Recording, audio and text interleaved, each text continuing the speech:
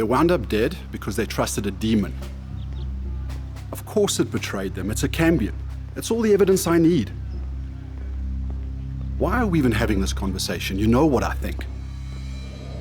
There might be certain people within the agency getting all soft and fuzzy on the issue, but my rule remains exactly the same. Terminate on sight. Bullet to the base of the skull, no discussion, no exceptions, ever. They trusted a half-breed, it betrayed them, they died. It's as simple as that, Sam. Things are never that black and white, Alex. Alive or dead, that's about as black and white as it gets, don't you think? Speaking of life and death, this couldn't have waited a few days until I was feeling a little less like death warmed up. You know my motto, just do it now. And I've told you 1,000 times. I don't need you, only tolerate you out of pity. Unfortunately, I have one of those jobs where people only notice what I do for them when I don't do it right. And in those instances, they usually wind up dead. Yes, Stevens, you're a vital cog in the agency machine. A very squeaky fucking cog. Why don't you tell that creepy rodent of yours all about it? It's a very good listener, I'm sure. Love that he thinks he can turn me off. Oh my God, Randolph, I really am a squeaky cog. That's not to say that you really are creepy.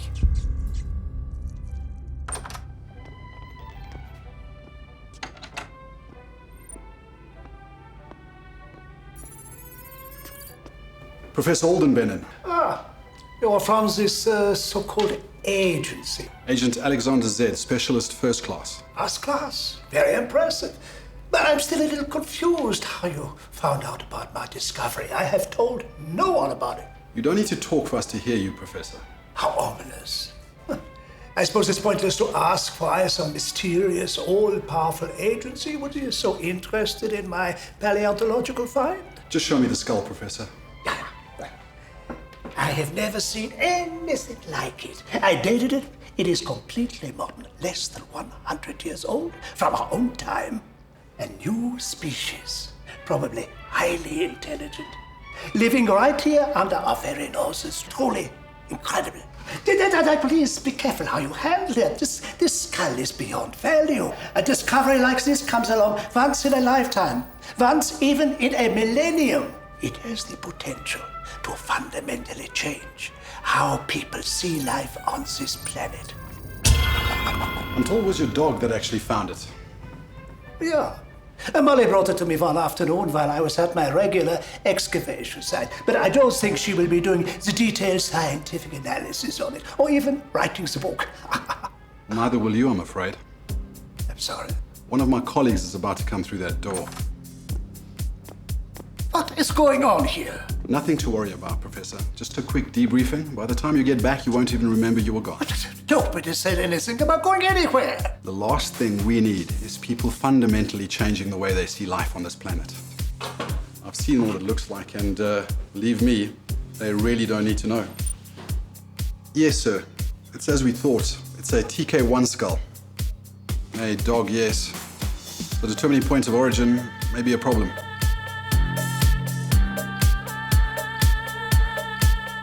As far as we know, there haven't been any active nests in the cave systems out there for quite some time, sir. Not since before the calcite mining back at the beginning of the last century. But I will, of course, take a trip to make sure. Yes, sir, that is exactly what I was thinking. Blessing in disguise. I'd rather deal with a dog than some pompous paleontologist.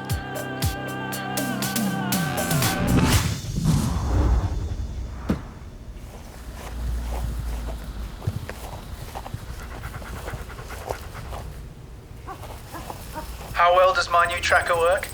Seems pretty much the same as the old one to me. You insult me with your ignorance. The TR503 is accurate to 10 centimeters. The TR502 was only accurate to 50. That is a 5-fold improvement. In achievement terms, it would be the equivalent of an athlete running the 100 meters in less than 9 seconds. Unless we ever need to track a Cambion the size of a microbe, I fail to see how the improvement is useful. So in reality terms, how much I care about it is equivalent of 0. Don't forget, you and I are the compound effect of trillions of teeny tiny corrections and improvements over billions of years. And yet still you can't find your own car in a parking lot. True. I also choke on my own saliva a lot for a highly evolved organism. I've lost visual on the dog.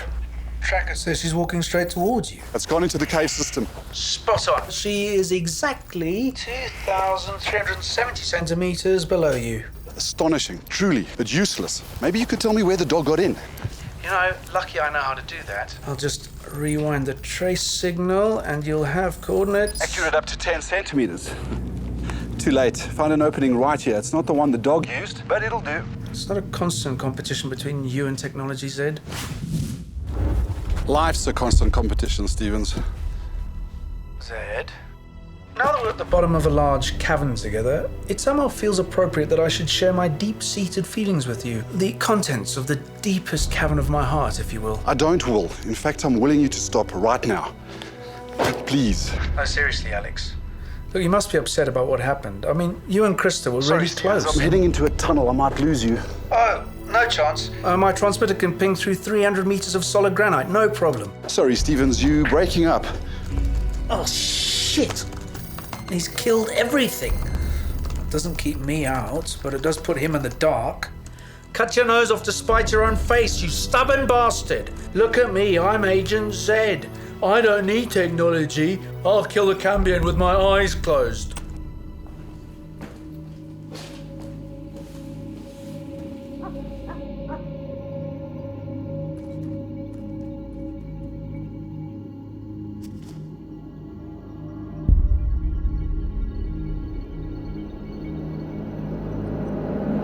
The entity-shaped hole, as I like to call it.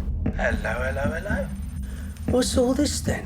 Who are you and what are you doing down here? Who appointed you Grand Inquisitor? I could ask you the same thing. The guy with a gun gets to ask the questions. Yeah, but you have no reason to shoot me. One step closer will be reason enough for me. Now, who are you and what is your business down here? If you haven't turned your computer off, you'd be able to check exactly who she is. That's why I developed this technology, so you can keep it switched on. My name is Tessa. Why are you here? I'm here on an errand for my father. Who's your father? Oh, shit. This is why you never switch the system off, ever! Who is your father? Now all I can think about is you screaming, "Who's your daddy?" Do not fuck with me, lady. Guess what I'm thinking about now.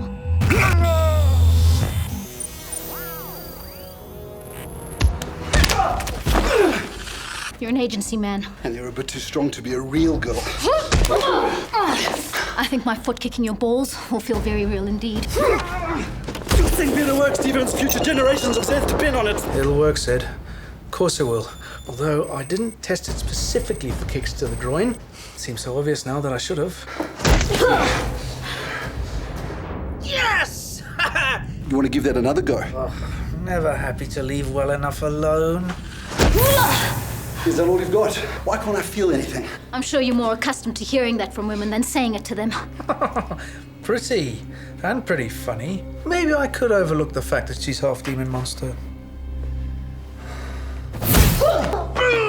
How do you like that, you beautiful bedeviled bitch? Feeling a little dizzy? That's the power of my science. Right there. Overwhelming. I know.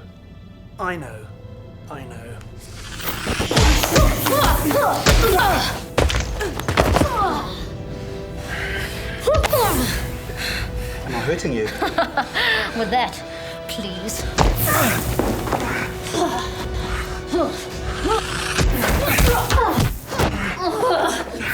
You're gonna make another small penis joke. No, I was going to call you a mindless swinging dick. But you're more of a dildo than a dick, aren't you? You're nothing but a lifeless, soulless tool that gets rammed into every dark orifice that your superiors wouldn't go anywhere near. What would you know about soul, Cambion? Only humans have soul and you are not human. Such emphatic ignorance. You think you're so different, superior. And don't forget pure. What you are is unnatural, an abomination to God. God. The entities are our gods. They created all of us. Only one of us has an ink blot for a dad, and it ain't me, baby. Protest all you want, Agent Man. But in your heart, you know it's true. We are all their children, and they control everything. Everything. Your precious little agency included. Now remember why I never talk to your kind. Why? Because conversation can be disarming? That's a bit of a design flaw. Yeah, shit.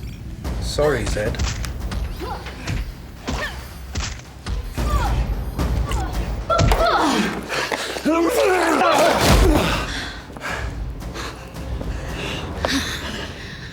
You say I have no soul, but you are wrong. But you are wrong about so many things that it would crush you to figure it all out at once. This is why you never challenge the way you think. Your entire view of the world is a rickety house of cards. You blow too hard, and it'll all come crashing down. I'm curious. What would you say you have learned from your experience with me here today? I've learned never ever to break my first rule of engagement. Which is? Terminator on sight. My life has no value to you. You wish you'd killed me. Right now, you wish me dead, and I could kill you. I could kill you with your own weapon. But I'll settle for knocking you unconscious. Now tell me, who's behaving like the unholy spawn of a demon in this situation?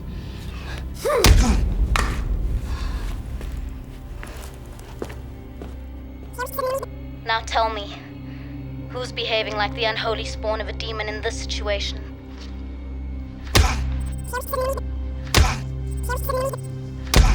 It's not often we see the legendary Agent Z knocked unconscious, is it, Randolph?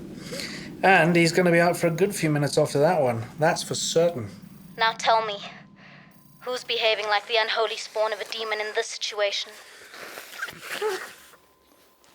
She does make a good point, Randolph. It's becoming increasingly obvious that things aren't nearly as black and white as our beloved superiors would have us believe.